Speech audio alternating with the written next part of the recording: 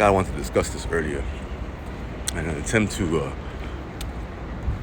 keep with discussing ideas, I like to discuss ideas and concepts. I try not to discuss myself as much, and I try not to discuss others as much. I try, right? I'm only human, but I try. But I wanted to talk about this because this I did want to speak about on 15-minute cities. All right, it's a new concept being developed, that's been developed rather, and if you haven't noticed or looked around, a lot of what's going on in big cities is following the concepts and the protocols behind 15-minute cities, which is this. The whole theory behind 15-minute cities is that, I forgot, scientists or somebody designed this, that meaning that you should be able to get to work, school, your recreation, your hospital, your food, your medicines. Basically, you should be able to do all the basic necessities of life, including recreation and leisure and entertainment, within 15 minutes of your home. Meaning, within 15 minutes where you live, right? You don't need to venture out past that. Right? Your laundromat is in the building, your pharmacy is in the building, your supermarket is in the building, maybe your child's school is across the street, maybe you work remote, and there's a park across the street, right? Or you have a patio or a balcony. It gives you access to a little bit of nature, a little bit of sunlight, right? That's what the theory behind 15-minute cities are. Now, in theory, it sounds amazing, right? Like, what? With everything is, and then you won't need to own a car, so you won't have a car, and you can get to any of these things either walking or by bicycle or e-bike or whatever within 15 minutes. That's the whole theory behind that you don't have to drive to any of these places. So again, all this sounds great, but let me tell you why I feel like this is the new slavery. It's a new form of slavery, rather. I make sure there's nobody behind me. This is the Bronx, USA.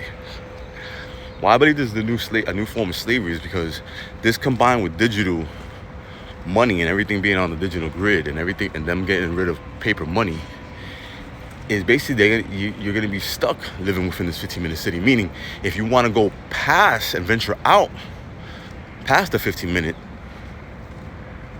distance, or if you want to call it, past your 15-minute city, you might need a passport for that. You might need special permission for that. You might need they're gonna actually track you. I mean, we're getting tracked constantly now as it is, but they're gonna actually track you, right? Like, so for example, let's say I live in the Bronx now, right? And New York City fully adopts 15-minute cities as the way of living from now on. I might need a passport to go to Queens. I might need a passport to go to Brooklyn if I live in the Bronx, and I might have to show that passport and pay for it annually, monthly, whatever it is, or pay a toll.